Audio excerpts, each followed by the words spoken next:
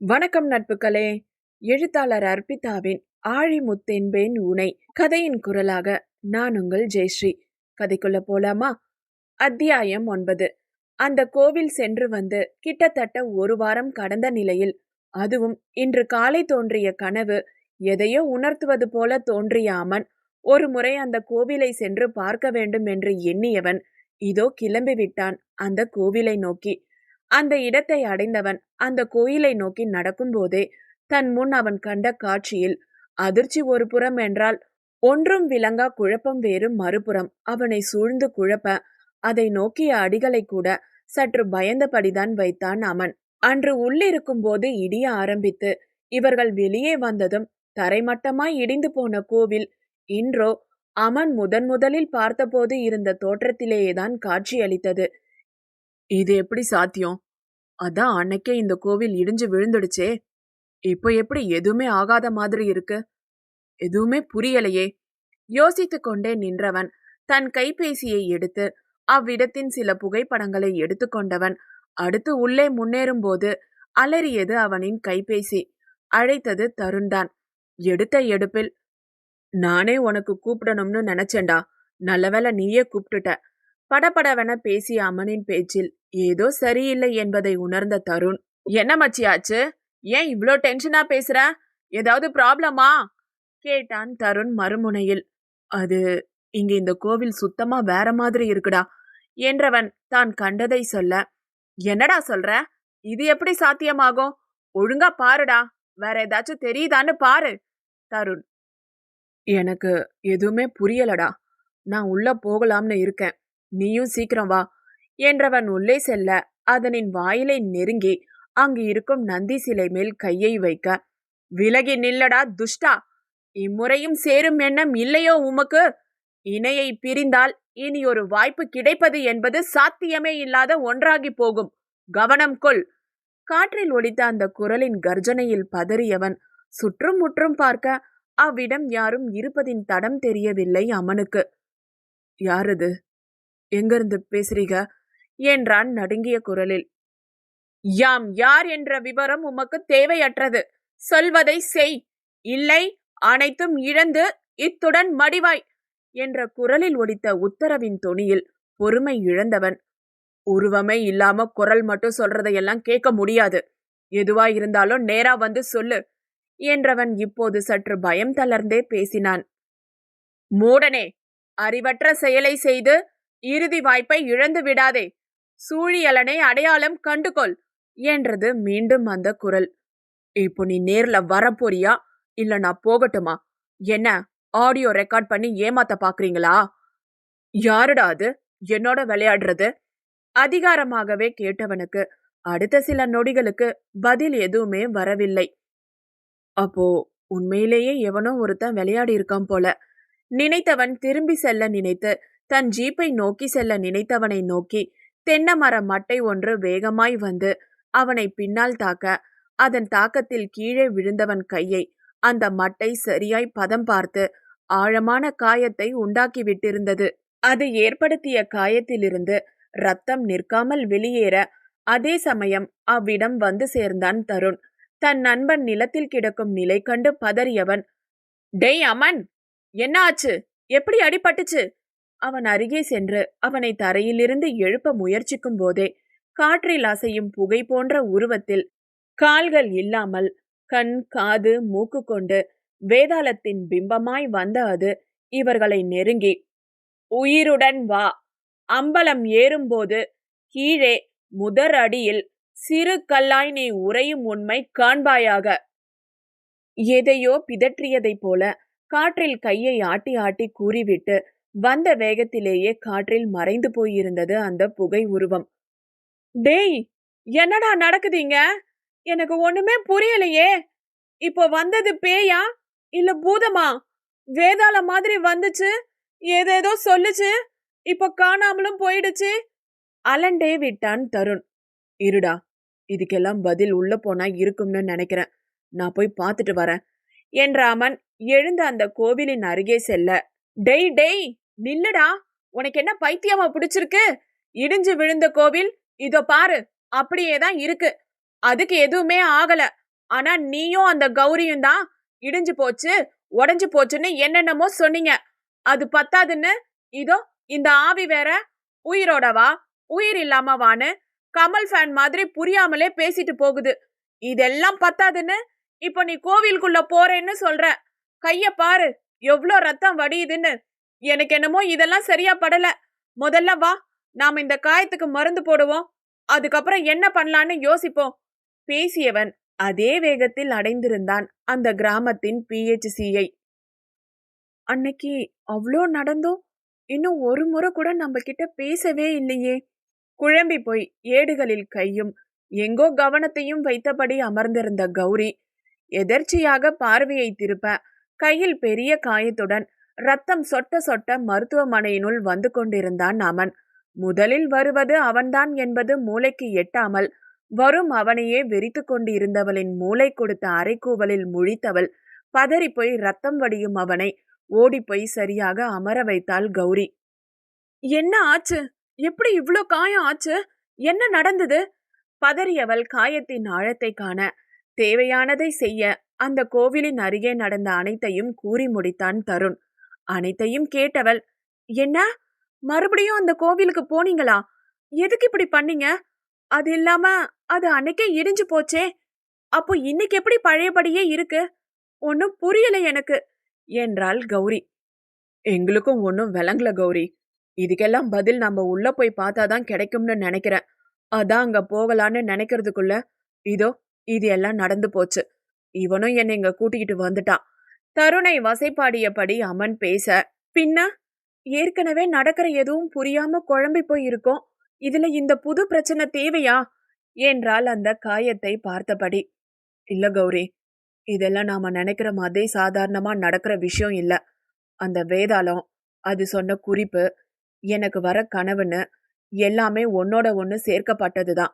இது எல்லாத்துக்கும் விட என் கனவுல வந்த இடத்துக்கு போனாதான் கிடைக்கும் என்றவன் அவ்விடம் சென்றே ஆக வேண்டும் என்ற தீவிரத்தில் இருப்பது நன்கு புரிந்தது இருவருக்கும். சரி சரி, முதல்ல இந்த காயத்தை சரி செஞ்சுக்கோங்க, மத்தது எல்லாம் அடுத்து யோசிப்போம் என்றவள் தருணை வெளியே அனுப்பிவிட்டு காயத்தை ஆராய ஆரம்பித்தாள் முழு கவனத்துடன். அன்று வேறு ஏதோ ஒரு நினைவில் சேலை அணிந்து வந்தவளுக்கு இத்துணை நேரம் வேர்வையோ புழுக்கமோ எதுவும் தெரியாமல் ஃபேனின் அருகே அமர்ந்திருந்தவளுக்கு இப்போது திரை போடப்பட்ட அந்த டிரெஸ்ஸிங் அறையில் காற்று வசதியும் குறைந்தே இருக்கவும் அவளின் அங்கங்கள் அனைத்தும் வேர்த்து ஒழுகி கழுத்திற்கும் இடைக்கும் என ஒரு சிறு பயணப்பாதையையே உருவாக்கி இருந்தது. ரத்தம் அதிகம் கசிந்திருந்த போதும் கூட காயம் அதிக ஆழம் இல்லாமல் கட்டுக்கட்டினாலே போதும் என்ற அளவில்தான் காயம் இருந்தது. ஒரு புறம் வழியும் வியர்வையும் மறுபுறம் கூசும் அவளின் தேகமும் அவளை இம்சிக்க நெளிந்து நெளிந்து அவள் படும் பாட்டை கவனிக்காமல் இல்லை அமன். என்ன கௌரி, டான்ஸ் பண்ணிக்கிட்டே ட்ரெஸ்ஸிங் பண்ற? இப்படிதான் பண்ணணுமா? பட் நீ நல்லா டான்ஸ் ஆடுற மேன் என்றவன் பேச்சிலோ அத்துணை கேலியும் துள்ளலும். அவனுக்கு என்ன பதில் அளிப்பது என்பது புரியாமல் இருந்தவள் அவனை முறைத்து வைக்க, இது பாரு, உன் கோவம் தாங்காம வியர்வையெல்லாம் கழுத்து நோக்கி ஓடுது என்றவன் பேச்சுவார்த்தையில் கழுத்தை வருடிக்கொண்டு இருந்தாள். இருக்கும் இம்சை கொள்ளாதென இவனின் ஸ்பரிசம் தரும் இம்சைதான் அதிகமாக இருந்தது கௌரிக்கு. ஆனால் அவனோ அவளின் அவஸ்தையில் குளிர் காய்ந்து கொண்டிருந்தான் என்றுதான் சொல்ல வேண்டும். என்னையவா திட்டுற? அதுவும் அந்த தருண் கூட சேர்ந்துக்கிட்டு ரிவெஞ்ச் எடுக்காம விடமாட்டேன் நினைத்தவனுக்கு ஏனோ அந்த பெண்ணின் நினைவே அதிகம் வந்த விதமாய் இருந்தது. யார் அந்த பொண்ணு? அவ எதுக்கு என் கனவுல வரணும்? யோசித்து கிடந்தவனின் விழி மட்டும் வியர்வை பயணிக்கும் பாதையை பின்தொடர்ந்தபடி இருக்க அவனே எதிர்பாரா வண்ணம் அவனின் மூளை கட்டளையிட இடை வந்து சேர்ந்திருந்த வியர்வை துளி ஒன்றை பிடித்து விட்டான். இடையையும் சேர்த்தே பிடித்தபடி அவனின் இந்த செயலில் பயந்தோ திடுக்கிட்டு கொள்ளாத கௌரி மீண்டும் அவனை பார்த்து முறைத்துவிட்டு கையையும் விலக்கியவள் திரும்பி மேஜை மேல் இருக்கும் டேப்பை எடுக்கும்போது அதை கவனித்தவன், என்ன கல்யாணம் பண்ணிக்கிறியா கௌரி என்றான். கௌரி திடுக்கிடும் வகையில். என்ன? தான் கேட்டது பிரம்மைதானோ என்பது விளங்காமல் அவள் திரும்பி பார்க்க, என் கனவுல வந்த பொண்ணு நீதான், என்ன கல்யாணம் பண்ணிக்கோ என்றான். கௌரி மட்டும் இல்லை, அப்போதுதான் அறைக்குள் நுழைய எத்தனித்த தருணையும் சேர்த்தே ஸ்தம்பிக்க வைத்தபடி. அத்தியாயம் 10. என் கனவுல வந்த பொண்ணு நீதான். அதாவது உன்னை பார்க்கும்போது எனக்குள்ள வர அதே உணர்வும் நிம்மதியும் கனவுல அந்த பொண்ணை பார்க்கும்போதும் வந்தது என்றவன் பேசிக்கொண்டே இருக்கும்போது அவனின் இந்த பாதி பேச்சை கேட்ட தருண் வாசலிலேயே ஸ்தம்பித்து நின்று விட்டான்.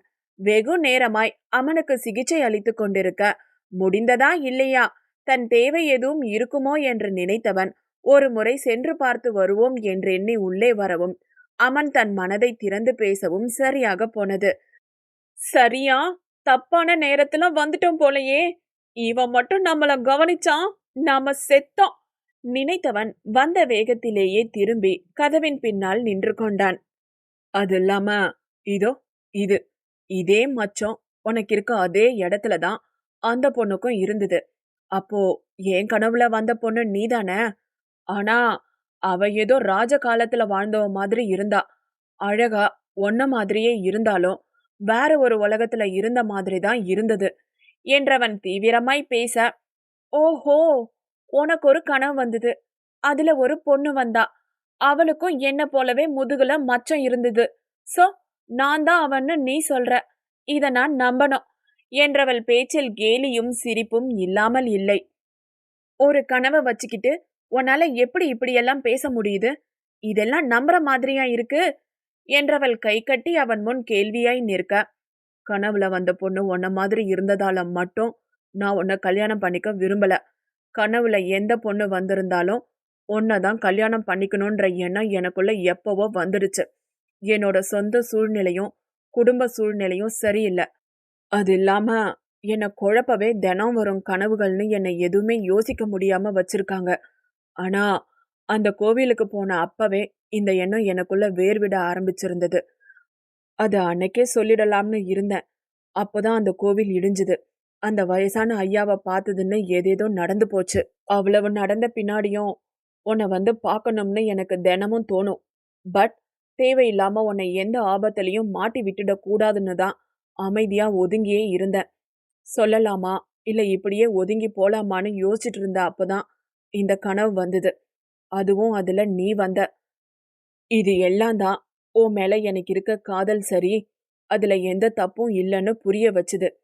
இன்னைக்கே உன்கிட்ட என்னோட காதலை சொல்லிடலாம்னு இருக்கும்போதுதான் ஒரு முறை அந்த கோவிலுக்கு போயிட்டு என் கனவுல வந்த இடத்த பார்த்துட்டு உன்கிட்ட வந்து சொல்லலாம்னு போனேன். ஆனா காலத்தை பாத்தியா? அந்த இடத்துக்கு இருவரும் சேர்ந்து போகணும்னு விரும்புவது போல என் காதலை சொன்ன அப்புறம் ஏதோ ஒரு விளையாட்டு பண்ணி என்னை உன்கிட்ட சேர்த்துடுச்சு. ஏத்துப்பியா கௌரி? கேட்டான் அழுத்தமாய் அவளின் கைப்பற்றி விழியில் காதல் வழிந்தபடி. அவன் மூச்சு விடாமல் பேசிய அனைத்தையும் கண்கொட்டாமல் பார்த்தும் கேட்டும் இருந்தவளுக்கு தான் கேட்பதும் பார்ப்பதிலும் நம்பிக்கை இல்லாமல் தான் இருந்தது. அவளுக்குமே அவன் மேல் விருப்பம்தான். கொஞ்சம் சுற்றவிட்டு பின் தானே தன் காதலை கூறிவிடலாம் என்றுதான் எண்ணி இருந்தாள் கௌரி. அதுவும் மதுவை திருமணம் செய்து கொள்ள வீட்டினர் அவனை கேட்பதும் அதில் அவன் குழம்புவதும் என்று அவனே நிலையாய் இல்லாத போது தன் காதலையும் தன்மேல் இருக்கும் காதலையும் அவன் எவ்வாறு ஏற்பான் என்ற தயக்கம் இது நாள் வரை இருந்ததால்தான் அவனிடம் இருந்து ஒதுங்கியே இருந்தாள் கௌரி. இன்று அவள் மனம் கொண்ட ஆசை நிஜத்தில் நடக்க அதை நம்ப முடியாமல் இருந்தவள் அவனின் காதலுக்கு தன் விருப்பத்தையும் கூறிவிட எத்தனித்த அவளின் உதட்டை அதட்டி நிறுத்தியது அவளின் மூளை. ஏற்கனவே யார் தாக்குனா, எதுக்கு காயம் ஆச்சுன்னு தெரியாம இப்படி ரத்தம் சொட்ட வந்து இருக்கான். ஒருவேளை இவனுக்கு என் காதல சொல்லி எதுவும் ஆகிடுச்சுன்னா எனக்கு வரும் கனவுகள் வேறு இவனுக்கு தெரியாது. ஒருவேளை என்னால இவன் உயிருக்கு ஆபத்து ஏதாவது வந்தா? யோசிக்கும் போதே குலை நடுங்க உடனே தன் கையை அவனிடம் இருந்து பிரித்து பிடுங்கியவள், எனக்கு அப்படி எதுவும் எண்ணம் இல்ல அமன். நான் அப்படி நினைச்சு உங்க கூட பழகல. ஏதோ அந்த ஓவியம் அழகாவும் வித்தியாசமாவும் இருக்கவே தான் அந்த கோவிலுக்கு கூட நான் வந்தேன். மத்தபடி இந்த எண்ணத்துல தான் நீங்க பழகி இருக்கீங்கன்னு தெரிஞ்சிருந்தா நான் உங்க கூட பேசுவதை கூட தவிர்த்திருப்பேன் என்றவள் அந்த அறையை விட்டு வெளியேறி தன் இருக்கையில் அமர்ந்து கொண்டாள். இவர்களின் பேச்சை மொத்தம் கதவருகே நின்று கேட்டுக்கொண்டிருந்த தருணுக்கு கௌரியின் இந்த பதில் வியப்பை தான் தந்திருந்தது. கௌரி அமன் மேல் கொண்ட காதலை பலமுறை உணர்ந்திருக்கிறான் தருண். 3-4 தினங்களுக்கு முன்பு கூட சில வயதான பாட்டிகளை அழைத்து வந்தவன் கௌரியிடம் கேட்டு அவர்களுக்கான மாத்திரைகளை கேட்டு பெற்று கொண்டவனிடம் கௌரி நடத்திய கிடுக்குப்பிடி விசாரணையின் இறுதியில் அவளின் மனம் அறிந்து கொண்டான் தருண். எப்போதும் அவன் அவன் என்றே அழைக்கும் கௌரி அன்று ஏனோ அவருக்கு அந்த மதுவை பிடிச்சிருக்கா? அவளைத்தான் இவர் கல்யாணம் பண்ணிக்கிற மாதிரி இருக்காரா? இல்ல அவருக்கு வேற ஏதாவது பெண் மேல் விருப்பம் இருக்கா? அவருக்கு திருமணம் மீது விருப்பம் இல்லையா? இல்ல மது மேல் விருப்பம் இல்லையா? காதல் போன்று ஏதாவது அவர் வாழ்க்கையில இருக்கா? லவ் ஃபெயிலியர் போல ஏதாவது இருந்து அதிலிருந்து இன்னும் அவர் மீண்டு வரலையோ? அப்போ இன்னொரு காதல அவர் வாழ்க்கையில ஏத்துக்க மாட்டாரா? 15 நிமிடமாய் கேள்விகளை கேட்டு தருணை உண்டில்லை என்று படுத்தியவளுக்கோ அத்துணை பதட்டம். அவை அனைத்தையும் கண்டவன், அவள் சொல்லாமல் சொல்லும் அவளின் காதல் மனதையும் புரிந்து கொண்டவன், அவளே பேசட்டும் என்ற எண்ணத்தில்தான் இத்துணை நாள் அமைதி காத்தான். ஆனால் இன்றோ அவள் பேசிய பேச்சுக்களை கேட்டவனுக்கு கோபம்தான் முட்டிக்கொண்டு வந்தது. இவ்ளோ ஆசைய மனசுல வச்சுக்கிட்டு அவ முன்னாடி எதுக்கு இப்படி பேசணும்? எதுக்கு இவ்ளோ தயக்கம் இவளுக்கு? நினைத்து கொண்டு நின்றவனை தானே அழைத்தாள் கௌரி. உங்க ஃப்ரெண்டுக்கு காயம் பெருசா இல்ல, அந்த காயத்துக்கு கட்டு போட்டு விட்டுருக்கேன். ஒரு வாரத்துல சரியாகிடும். இது எல்லாம் மருந்து, இத 3 வேளைக்கு போட்டுக்க சொல்லுங்க என்றால் ஒரு காகித துண்டை அவன் முன் நீட்டியபடி. அவள் கூறும் எதையும் கேட்காமல், அவள் நீட்டும் காகிதத்தையும் வாங்காமல் அவளையே வெறித்து அமர்ந்து இருந்தவனை கண்டவள், ஹலோ தருண், உங்களைத்தான். என்ன பகல் கனவா என்றாள் அலட்சியமாய். ஆமா, கனவுதான். இந்த ஹாஸ்பிட்டல்ல கௌரின்னு ஒருத்தவங்க இருக்காங்க. அவங்க அன்னைக்கு ஒரு நாள் என் ஃப்ரெண்டு அம்மனை பத்தி என்கிட்ட நிறைய கேள்வி கேட்டு ஒரே தொந்தரவு பண்ணிட்டாங்க. ஆனா நான் பாருங்க, அதை எதையுமே அம்மன் கிட்ட சொல்லவே இல்ல, மறந்துட்டேன். அதான் அவன் வந்ததும் எப்படி சொல்லலாம்னு யோசிச்சுக்கிட்டு இருக்கேன் என்றவன் பேச்சிலோ அத்துணை கோபம். அவன் பேசியதை கேட்டவளுக்கு எச்சில் கூட தொண்டை குழியை விட்டு இறங்க மறுத்து பயம் பற்றி கொண்டது. அண்ணா, அண்ணா வேணாம்னா, அதை எதையும் அவர்கிட்ட சொல்ல வேணாம், பிளீஸ்ண்ணா என்றால் நிமிடத்தில் மாறி கெஞ்சியபடி. நான் அவன்கிட்ட சொல்ல வேணாம்னா அப்போ நீயே சொல்லு. உனக்குள்ள இருக்க காதல நீ எதுக்கு அவன்கிட்ட சொல்லல? எதுக்கு பொய் சொல்லி அவனை கஷ்டப்படுத்துற கேட்டான் தீவிர பார்வையுடன். அது அது என்றவள் சுற்றும் முற்றும் பார்த்தவள், இங்க வேண்டாம்னா, அவருக்கு கேட்டுடும், வெளியே வரீங்களா என்றவள் பக்கத்தில் இருக்கும் பூந்தோட்டத்திற்கு அழைத்து சென்றாள் தருணை. அவன் கேட்டுடுவானோன்னு பயமா கௌரி? இவ்ளோ காதல் இருந்தும் அது அவன்கிட்ட இருந்து மறைக்க என்ன காரணம்? உண்மையில அவன் இந்த விஷயத்தை என்கிட்ட கூட ஷேர் பண்ணிக்கல, உன்கிட்டதான் முதல்ல சொல்லியிருக்கான். ஆனா நீ எதுக்கு இப்படி ஒரு பொய்யான பதில சொல்லி அவனை கஷ்டப்படுத்துற கேட்டவனுக்கோ கோபம் தாளவில்லை. அது அண்ணா பேச துவங்கியவள் தனக்கு வரும் கனவு, அதில் அவள் கண்ட அதே மாளிகையின் சுவரு, அதே சுவற்றின் அசலாய் அமன் வரைந்த ஓவியம் என்று அனைத்தையும் கூறினாள் தருணிடம். என்ன, உனக்கும் அமனை போல கனவு வருமா? இதையெல்லாம் நீயே முன்னாடியே சொல்லல என்றான் தருண். இந்த கனவுகள் தனித்தனியா இருந்தப்போ எதுவுமே ஆகல அண்ணா. ஆனா என்னைக்கு நான் அமனை பார்த்தேனோ, என்னைக்கு எங்களோட கனவுகளை பத்தி நான் தெரிஞ்சுக்கிட்டேனோ, அன்னையில இருந்துதான் இந்த பிரச்சனையே ஆரம்பிச்சிருக்கு. நல்லா இருக்கிற கோவில் இடிஞ்சு விழுந்துடுச்சு. அன்னைக்கு மட்டும் நாங்க சில நொடிகள் தாமதமா வெளியே வந்து இருந்தா கூட 2 பேர்ல யாரோ ஒருத்தரோட உயிர் நிச்சயம் போயிருக்கும். அதுவும் என்ன ஆபத்துல விட்டுட்டு அம்மன் தப்பிச்சு போக நினைச்சிருக்க மாட்டாரு. அப்போ அவரோட உயிருக்கே ஆபத்து கூட வந்திருக்கலாம். அடுத்து அந்த வயசான பெரியவர் என்கிட்ட சொன்ன அதேதான் அம்மன் கிட்டயும் சொல்லி இருக்கிறாரு. அந்த கோவில் இடிஞ்சப்பவும் அவர் அங்க வந்தாரு. இன்னைக்கு இதோ அந்த கனவுல வந்த இடத்த பார்த்துட்டு அதுக்கப்புறம் தன் காதலை எனக்கு சொல்லலாம்னு தான் அங்க போயிருக்கிறாரு. ஆனா முடிவுல என்ன ஆச்சுன்னு நீங்களே பாத்தீங்களா? இதுக்கெல்லாம் காரணம் அவர் என் மேல கொண்ட காதலா இல்ல எங்களோட கனவான்னு எனக்கு தெரியல. பட் எங்க 2 பேர்ல யாரோ ஒருத்தருக்கோ இல்ல இருவரின் உயிருக்கோ ஆபத்து இருக்கு. ஒருவேளை அவர் கொண்ட காதல்னாலதான் இதெல்லாம் செய்யறாங்கன்னா, நான் வேண்டாம்னு அவரை நிராகரிக்கிறது தானே அவருக்கு நல்லது. இன்னைக்கு சின்னதா போன காயம் நாளைக்கு உயிரை எடுக்கிற தாக்குதலா மாறிடாதா? அதனாலதான் எதையும் சொல்லாம பொய் சொன்னேன் என்றவள் பேசி முடிக்கும் போதே அவளையும் தாண்டி வெளியே வந்த அழுகையை அவளால் அடக்கவே முடியாமல் நிலத்தில் அமர்ந்து அழுது கொண்டிருக்க அந்த நேரம் அவ்விடம் வந்தான் அமன். வளர்ந்த செடிகளுக்கு நடுவே அமர்ந்து அழுது கொண்டு இருப்பவளின் முகம் தெரியாததால் அவள் அமர்ந்து இருப்பது மட்டுமே தெரிந்தது அவனுக்கு. அவள் அழுவது தெரியாமல், அவள் ஏதோ நிலத்தில் எதையோ தேடுவதைப் போல தோன்ற அதை பெரிதாய் எடுத்துக்கொள்ளாதவன், டேய் தருண், 2 பேரும் இங்க என்ன பண்றீங்க? எதை பூமிக்குள்ள இருந்து தேடிக்கிட்டு இருக்கா என்றவனின் குரலில் திடுக்கிட்டவள் கண்களை துடைத்து இயல்பாய் இருப்பது போல காட்டிக்கொள்ள, அதெல்லாம் ஒண்ணும் இல்லடா, ஜஸ்ட் சும்மாதான். ஆமா, நீ எதுக்கு இங்க வந்த? அத சொல்லு முதல்ல என்றவன் பேச்சை மாற்ற, அதுவா, ஒண்ணுமில்ல. அதான் காயத்துக்கு கட்டு போட்டாச்சுல்ல, நான் அந்த கோவிலுக்கு போகலாம்னு இருக்கேன். அதான் உன்கிட்ட சொல்லிட்டு கிளம்பலாம்னு வந்தேன் என்றான் அவன். இவன் என்ன உடும்பு மாதிரி அங்க போகணும்னு சொல்லிக்கிட்டே இருக்கான். ஏற்கனவே இவனை தனியா அனுப்பி வேதாளத்தை கிளப்பி விட்டுட்டான். இந்த முறை என்னென்ன செய்வானோ? இல்ல இல்ல, இதெல்லாம் சரிக்கு வராது நினைத்தவன், இந்த டைம் நீ தனியா போக வேணாம், நானும் கூட வரேன் என்றவன் பேச்சிற்கு பதிலளிக்க வந்த அமனை தடுத்தவன், இந்த கைய வச்சுக்கிட்டு எப்படி வண்டி ஓட்டுவ? அது இல்லாம ஒரு தடவை தனியா போனதுக்கே பேய் பிசாசு எல்லாத்தையும் கிளப்பி விட்டுட்ட. இப்ப மறுபடியும் சாத்தா மோகினின்னு எதையாச்சும் கிளப்பி விடணுமா? ஒன்னும் வேணா சாமி, நானும் வரேன், நீ போய் ஜீப்ல உக்காரு என்றவன் அவனை வம்படியாய் அனுப்பி வைத்தான். அவன் போவதை உறுதிப்படுத்தி கொண்டவன், கௌரி, நீயும் எங்க கூட வரணும், வா போலாம் என்றான் கௌரியை பார்த்து. என்ன, நானுமா? விழித்தாள் கௌரி. ஆமா கௌரி, நீ சொன்னது எல்லாம் சரிதான், நானும் ஏத்துக்கிறேன். பட் எனக்கு நீ சொல்றதை தாண்டி இன்னொன்னும் தோணுது. அன்னைக்கு கோவில்ல இருந்து நீங்க நல்லபடியா தப்பிச்சதுக்கு காரணமே நீ அமன் கூட இருந்ததுதான்னு எனக்கு தோணுது. நீ இல்லாம போனா அவன் உயிருக்கு ஆபத்து வரும்ன்றது என்னோட கணிப்பு.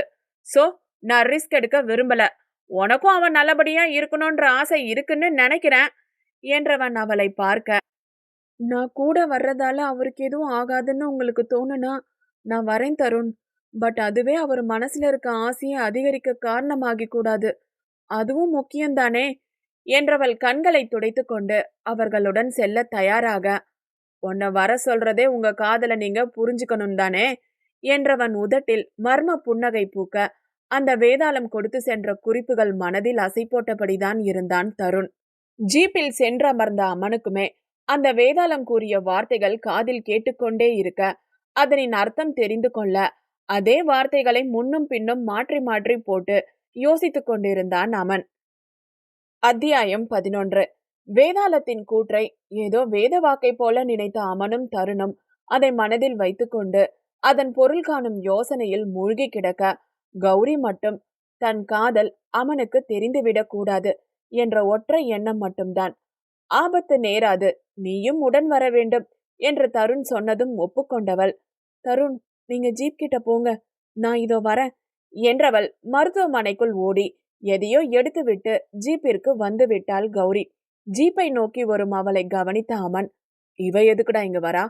நாம மட்டும்தானே போறோம் என்றான். இல்லடா, அவளும் நம்ம கூட வரா, நான் தான் வர சொன்னேன் என்றவன் வண்டியை கிளப்ப, டேய், உனக்கு என்ன பைத்தியமா? ஏற்கனவே என்ன நடக்குதுன்னு புரியாம சுத்திக்கிட்டு இருக்கோம், இதுல இவ எதுக்குடா? அவளுக்கு ஏதாவது ஆனா என்னடா பண்றது? அமன், அட நாயே, இவ்ளோ நாள் கூட இருக்க நண்பன் ஆபத்தான இடத்துக்கு வாரானேன்னு கொஞ்சம் கூட வருத்தம் இல்ல. ஆனா காதலிக்கிற பொண்ணு வர்றது மட்டும் வலிக்குதோ முணுமுணுத்து கொண்டவன், அதெல்லாம் ஒண்ணும் இல்ல, வரட்டும். நீயும் அவளும் தானே அந்த கோவிலுக்கு போய் சும்மா கிடந்த வேதாளத்தை எழுப்பி விட்டீங்க. இப்போ சாகணும்னு வந்தாலும் அவளும் சேர்ந்து சாகட்டும், தப்பில்ல என்றவனுக்கோ தன் நண்பன் தன்னை ஒரு பொருட்டாய் கூட கண்டு கொள்ளவில்லை என்ற கோபம். ஜீப்பை நோக்கி வந்தவள் பின்பக்கம் இருக்கும் சீட்டில் அமர்ந்து கொண்டாள். அதுவும் தருண் இருக்கைக்கு பின்னால். அதை கவனித்த தருண், விலகி இருக்கலாம் எல்லா நேரம், இதுங்க சேர்றதுக்குள்ள நம்மள ஒரு வழி பண்ணிடுவாக போலையே நினைத்தவன் அமைதியாய் வண்டி ஓட்டுவதில் கவனம் செலுத்தினான் தருண். மறுபுறம் அமனோ அந்த வேதாளம் மொழிந்த வார்த்தைகளை யோசித்துக் கொண்டு இருந்தவனுக்கு அதனின் முதல் சில வரிகளின் அர்த்தம் விளங்குவது போல்தான் இருந்தது. நடுநடுவே அவனையே அறியாமல் அவனிடமிருந்து வெளியேறிய சிறு முனகல்கள் கௌரியை இம்சிக்க, இந்தாங்க என்றால் மாத்திரை ஒன்றை நீட்டிய, என்னவோ என்று பார்த்தவன் அவளை கேள்வியாய் பார்க்க, வலிக்கான மாத்திரை, இத போட்டுக்கோங்க, வலி குறையும், இல்லாட்டி கைய தூக்க கூட முடியாது என்றால் அளவாய் பேசியபடி. அதற்கும் அவன் பதில் எதுவும் தராமல் அமைதியாய் வாங்கி போட்டுக்கொண்டு மறுபடியும் தன் மனக்கணக்கில் இறங்கிவிட, ஒரு தேங்க்ஸ் ஆச்சு சொல்லலாம்ல, சுடுமூஞ்சு. மனதிற்குள் திட்டிக் கொண்டவளின் காரம் புரை தட்டியது அமனுக்கு. தலையை ஒரு கை கொண்டு தட்டியபடியே கௌரியை நோக்கி திரும்பி பார்த்தவன் ஏதோ அவள் மனமொழி புரிந்தவன் போல அவளை வெறித்து, பின் தேங்க்ஸ் என்றான் சன்னமாய்.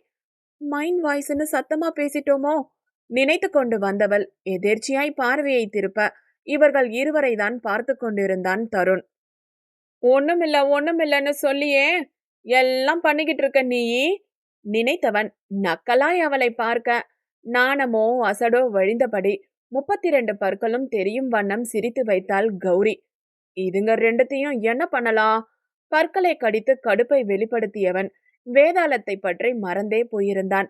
வழிநெடுக இவர்கள் இருவரையும் கவனித்துக் கொண்டே வந்தவனுக்கு சாலையை விட இவர்கள் மேல்தான் அதிகம் பார்வை இருந்தது. அதில் எப்போது அந்த கோவிலை வந்தடைந்தோம் என்பதே கவனிக்கவில்லை தருண். கோவில் அருகே வண்டியை நிறுத்தியவன் இறங்கும் போதே, இது இது என்ன, எப்படி இப்படியா ஆச்சு? அன்னைக்கு அவ்விடத்தை பார்த்த அதிர்ச்சியில் கௌரி பேச்சு வராமல் திண்டாட, ரிலாக்ஸ் கௌரி, இது நம்ம வந்த அதே கோவில் தான். நான் அன்னைக்கு வந்து பார்த்தாப்பவும் இதே ஷாக் தான் எனக்கும். நீ கொஞ்சம் ரிலாக்ஸ் ஆகு, அப்பதான் நாங்க சொல்ல வர்றது உனக்கு புரியும் என்றான் அமன் இதுவரை இருந்த இறுக்கம் மாறி. இது எப்படி சாத்தியம்? எனக்கு ஒண்ணுமே புரியல என்றாள் கௌரி. நம்மளோட குழப்பம் எல்லாத்துக்கும் பதில் நாம உள்ள போனாதான் கிடைக்கும்னு எனக்கு ஸ்ட்ராங்கா தோணுது. உனக்கு உள்ள வர பயமா இருந்தா நீ வர வேணாம், நாங்க மட்டும் போயிட்டு வரோம், நீ இங்கேயே நில்லு என்றான் அமன். அமனை ஆபத்தில் செல்ல அனுமதித்து விட்டு எப்படி தன்னால் அங்கு நிற்க முடியும்? அதுவும் தருண் கூறியது போல தான் இல்லாமல் இருந்தால்தான் அவனுக்கு இந்த காயம் ஏற்பட்டு இருக்கும் என்பது உண்மையாக இருந்தால் அவனை தனியே எப்படி அனுப்புவது என்று எண்ணியவள், இல்ல இல்ல, நானும் வர்றேன், ஐ ஹாவ் நோ ப்ராப்ளம் என்றவளின் திடமான பேச்சில் அவளையும் உடன் சேர்த்து கொள்ள ஒப்புக்கொண்டான் அமன். கௌரியை நடுவே விட்டு முதலில் அமனும் பின் கௌரியும் இறுதியாய் வந்தான் தருண். தருணுக்கு இவை அனைத்துமே புதிதுதான்.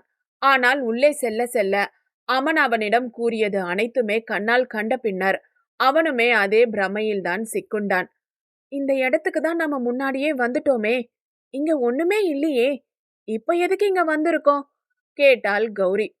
இங்க இருந்து ஒரு பாதை ஒண்ணு பார்த்தேன், அது வழியா போனா பேசியவன் அங்கு எதையோ தேடிக்கொண்டு இருந்தான் அமன். எஸ், இதோ இதுதான் என்றவன் தூசியும் பசையும் சேர்ந்து சுவர் ஒன்றை காண்பித்து, இதுதான் அந்த கதவு என்றான். இதுவா? இதுதானே நீங்க ஓவியமா வரைஞ்சிருந்த சுவரு? அன்னைக்கே இத நாம பார்த்தோமே, இங்க ஒண்ணுமே இல்லையே என்றாள் கௌரி. இருந்தது கௌரி, நாம தான் இத மிஸ் பண்ணிட்டோம் என்றவன், இங்க வா, இதோ இந்த இடத்துல முடிஞ்ச அளவு பலம் கொண்டு ஒரு புஷ் பண்ணு என்றான் அமன்.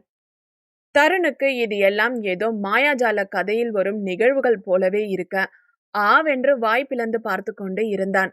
அமன் கூறியது போலவே கௌரி கை வைத்து லேசாய் தள்ளியதுமே அதற்காகவே காத்திருந்தது போல திறந்து கொண்டது அந்த கதவு. வாங்க, இப்போ உள்ள போலாம் என்ற அமன் உள்ளே செல்ல எத்தனிக்க, டேய் டேய் இருடா, உள்ள என்ன இருக்கு? இந்த பாதை எங்க போகுது? எதுவுமே சொல்லாம நீ பாட்டு கூட்டிட்டு போனா என்னடா அர்த்தம்? இப்போ இந்த வழி எங்க போய் முடியுது? அலறிக்கொண்டு கேட்டான் தருண். இங்க பாரு, உனக்கு வேற ஆப்ஷன் இல்ல. இன்னும் கொஞ்ச நேரத்துல இந்த இடம் மறுபடியும் இடிஞ்சிடும். நீ ஒழுங்கா எங்க கூட வரதா இருந்தா வா, இல்லாட்டி இந்த கல்லுகளுக்கு நடுவுலயே அடிபட்டு சாகு என்றவன் முன்னேற எதையும் யோசிக்காமல் பின்தொடர்ந்தாள் கௌரி. என்னடா எதுவுமே சொல்லாம இப்படி சஸ்பென்ஸ் வைக்கிறீங்க? நான் வேற வாழ்க்கையில எதையுமே பார்க்கலையே புலம்பியவன் அந்த பாதைக்குள் சென்ற அடுத்த நொடி அந்த கதவு படார் என்று மூடிக்கொள்ள அடுத்த சில நொடிகளில் ஏதோ உருள்வதும் உடைவதுமாய் சத்தம் கேட்க, என்னடா சத்தம் அது? வெளிய எங்க இருந்து இவ்ளோ பயங்கரமான சத்தம் வருது என்றான் தருண். இவ்ளோ நேரம் நீ நின்னு கதை பேசினியே, அந்த இடம் இப்ப இடிஞ்சிட்டு இருக்கு, அதுக்குதான் சீக்கிரம் உள்ள வர சொன்னேன் என்றான் அமன். என்னாது? அந்த இடம் இடியுதா? அப்ப நாம எப்படிடா வெளியே போறது? இது ஒன் வே தானா? ரிட்டர்ன் இல்லையா? பதறியபடி கேட்டவனை, முதல்ல நீ உன் போனை எடுத்து டார்ச் ஆன் பண்ணு, இன்னும் கொஞ்ச தூரத்துல இந்த இடம் இருட்டாகிடும், வெளிச்சம் இருக்காது என்றவன் தன் தரப்பிற்கு தன் கைபேசியில் டார்ச்சை ஆன் செய்து கொள்ள தருணும் அதையே செய்தான். அதெல்லாம் இருக்கட்டும்டா, நாம ரிட்டர்ன் எப்படி போறது அது சொல்லு ஃபர்ஸ்ட் என்றான் தருண். இந்த இடத்துக்கு ஒரு முக்கியத்துவம் இருக்குடா. அதாவது அந்த கோவிலுக்குள்ள யார் வந்தாலும் குறிப்பிட்ட சில நொடிகளுக்கு அப்புறம் அந்த கட்டிடம் தானா இடிஞ்சு விழுந்துடும். ஐ மீன் ஆட்டோ டிஸ்ட்ரக்ஷன் செஞ்ச மாதிரி. அதுக்கப்புறம் நைட் ஆகி நிலவோட ஒளி அது மேல பட்ட உடனே அது தன்னோட இயல்பான நிலைக்கு தானே வந்துடும். அதுவும் ஆட்டோமேட்டட் தான் என்றான் அமன். அப்போ ஒருவேளை அமாவாசை அன்னைக்கு யாராவது உள்ள வந்துட்டா அப்போ என்ன ஆகும் கேட்டாள் கௌரி.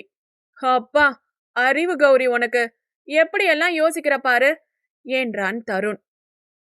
அமாவாசை வருதுன்றப்போ யாராலும் இந்த கோவிலுக்குள்ள வரவே முடியாது என்றான் அமன். ஆமா, இதெல்லாம் உனக்கு எப்படி தெரியும்? உன்னை விட நான் தான் இந்த ஊர்ல அதிகம் இருந்திருக்கேன்.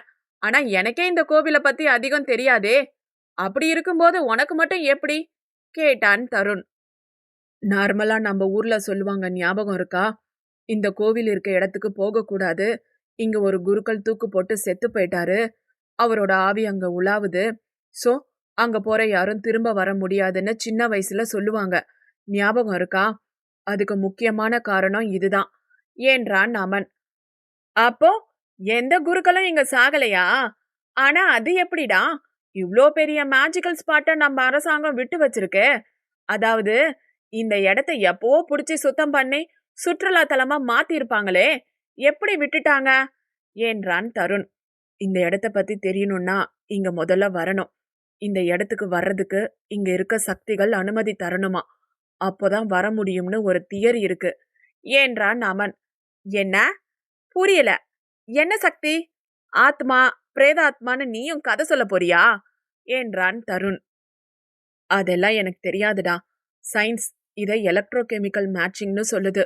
நம்ம ஊர் நூல்கள்ல இத கடவுளோட அனுமதின்னு சொல்றாங்க. பெயர் என்ன வேணா இருக்கட்டும், பட் இதுக்குள்ள வர இங்க இருக்க சக்திகள் நமக்கு அனுமதி தரணும். இதுதான் உண்மை என்றான் அமன். என்ன என்ன எலக்ட்ரோகெமிக்கல் மேட்சிங்கா? அது என்ன என்றான் தருண். ஒரு புக் ஒண்ணுல மட்டும்தான் அத பத்தி கொஞ்சம் டீட்டெயிலா கொடுத்திருந்தாங்க. அதன்படி நம்ம உடம்புல ஆயிரக்கணக்கான செல்கள் இருக்கு. அதற்கு உள்ளேயும் வெளியேயும் பல அணுக்கள் சார்ஜோட போய்கிட்டே தான் இருக்கும். அப்படி உள் சில அணுக்களும் வெளியே சில அணுக்களும் நடத்துற போக்குவரத்துல உருவாகிற கரண்ட் வச்சுதான் நம்மளோட உடம்புக்கு தேவையான சக்தி கிடைச்சு சோர்வாகாம நம்மளால இயங்க முடியுது.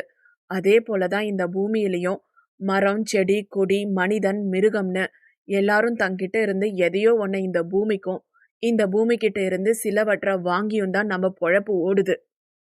சப்போஸ் நம்ம உடம்புல இருக்க ஏதோ ஒரு போக்குவரத்து பூமிக்கு பிடிக்காம அது நமக்கு தரும் சக்தியை தராம விட்டுட்டாதான் மனிதன் இறந்து போகிறான்னு ஒரு பதிவும் கூட இருக்கு. அந்த மாதிரி நம்ம உடம்புல நடக்கிற எலக்ட்ரோ கெமிக்கல் மாற்றங்களை வச்சுதான் இங்க இருக்க சக்திகள் தன்னோட போக்குவரத்தோட மேட்ச் பண்ணி நாம உள்ள போகணுமா வேணாமான்னு முடிவு பண்ணோம்.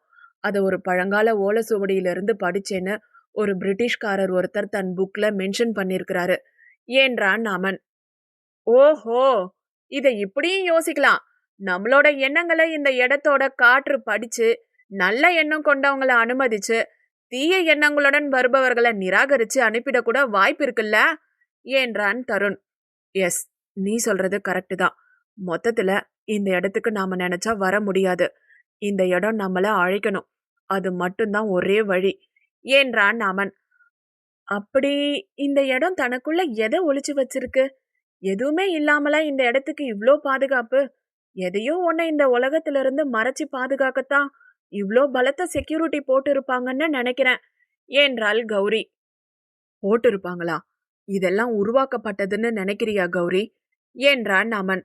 நோ கௌரி, இதெல்லாம் இயற்கையின் அதிசயம்தான். நான் ஒரு முறை சிவனை பத்தி தெரிஞ்சுக்க தேடிக்கிட்டு இருந்தேன். அப்போ ஒரு குறிப்பு ஒண்ணுல சிவன் கோயில் எல்லாமே ஒரே கோட்டுல தான் அமைஞ்சிருக்குமா. கரெக்டா அதோட சரி எதிரா இருக்க இடங்கள் எல்லாமே மாய சக்தி வாய்ந்தவை. அதாவது இருப்பதும் அழிவதும் மாறுவதும்னு தன் இடத்துல நடக்கிற எல்லாத்தையும் அவ்விடம் இருக்கும் காற்றே முடிவு பண்ணுமா. அந்த இடத்தோட வாயு பகவானுக்கு சிவன் கொடுத்த வரம்னு போட்டு இருந்தது. ஒருவேளை இந்த இடமும் அந்த லிஸ்ட்ல வரலாம் முடித்தான் அமன். இது எல்லாமே கேட்க விசித்திரமா இருக்கு எனக்கு. சரி, முன்னாடி நடங்க. இந்த பாதை நம்மள எங்க கூட்டிட்டு போகுதுன்னு பாப்போம். கௌரி கூற தங்கள் பாதையில் முன்னேறினர் மூவரும். எல்லாரும் பார்த்து வாங்க. இந்த பாதை பல காலமா பயன்பாட்டுல இல்லாம இருந்திருக்கும்னு நினைக்கிறேன். இந்த சுவர்ல ஒட்டி இருக்கிற ஒட்டடைய பார்த்தா ரொம்பவே பழமையான பாதை மாதிரி இருக்கு என்றான் அமன். அடேய், பழைய பாதைன்னு தெரியுதுல. நீ என்னடா டோரா மாதிரி? அங்க பாருங்க, மலைக்கு பக்கத்துல மரம் இருக்கு, அதுக்கு கீழே சிங்கம் இருக்குன்னு லைவ் கமெண்ட்ரி கொடுத்துட்டு இருக்க. ஒழுங்கா பாதைய பார்த்து போடா. எங்க எது எப்போ கிளம்புன்னு வேற தெரியல. நடுங்கியபடி தருண் புலம்பிக் கொண்டே வர இவர்கள் இருவரின் பேச்சுக்கும் செவிசாய்க்காமல் அமைதியாய் அமனை பின்தொடர்ந்து வந்து கொண்டிருந்த கௌரியை கவனிக்க தவறவில்லை மற்ற இருவரும். என்ன ஆச்சு கௌரி? ஏன் ஒரு மாதிரி அமைதியா இருக்க? எதுவும் யோசனை இருக்கா உன்கிட்ட? கேட்டான் அமன். ஒண்ணுமில்ல அமன், அது எனக்கு வந்து என்னன்னு சொல்லு கௌரி. ஏற்கனவே இந்த இடமே ஒரு மாதிரி இருக்கு. இதுல நீ வேற இப்படி சஸ்பென்ஸ் வைக்காத என்றான் தருண். எனக்கு கிளாஸ்ட்ரோபோபியா இருக்கு. எனக்கு குறுகிய இடங்கள் என்றால் பயம் என்றவள் பேசி முடிக்கவும் தங்கள் முன் வளைவை தாண்டி ஒரு புது பாதை துவங்கவும் சரியாக இருந்தது. அது சற்றே குறுகலான பாதைதான். அதை கண்டதும் ஆண்கள் இருவரும் செய்வதறியாது நிற்க, இதெல்லாம் நீ முதல்லயே சொல்லி இருக்க கூடாதா கௌரி? இப்போ நடுவுல நிக்கிறோம். வந்த பாதையும் போக முடியாது, முன்னேறியும் போக முடியாது. இப்போ என்ன பண்றது? கேட்டான் தருண். டேய், அதுக்கு எதுக்குடா அவளை திட்டுற? நீ அமைதியா இரு, நான் பாத்துக்கிறேன் என்றான் அமன். நீதான் தம்பி பாத்துக்கணும். நீங்க லவ் பண்ற பொண்ண திட்டினா உங்களுக்கு பிடிக்கலையோ? நமட்டு சிரிப்பு சிரித்தவன் அதன் பின் அமைதியாய் அவர்களை பார்ப்பதை மட்டும் வேலையாய் கொண்டிருந்தான் தருண். கௌரி, இங்க பாரு. இப்போ நமக்கு முன்னாடி வர பாதை கொஞ்சம் குறுகலான பாதை தான். பட் அதை சுலபமா கடந்து போக என்கிட்ட ஒரு வழி இருக்கு. நீ பாத்துக்கிட்டே நடந்தாதானே உனக்கு பயம் வரும். நீ கண்ணை மூடிக்கோ. நான் உன் கைய பிடிச்சு கூட்டிட்டு போறேன். நீயும் என்ன ஃபாலோ பண்ணி வந்துடு. ஓகேவா என்றான் குழந்தைக்கு கூறுவதைப் போல பொறுமையாய்.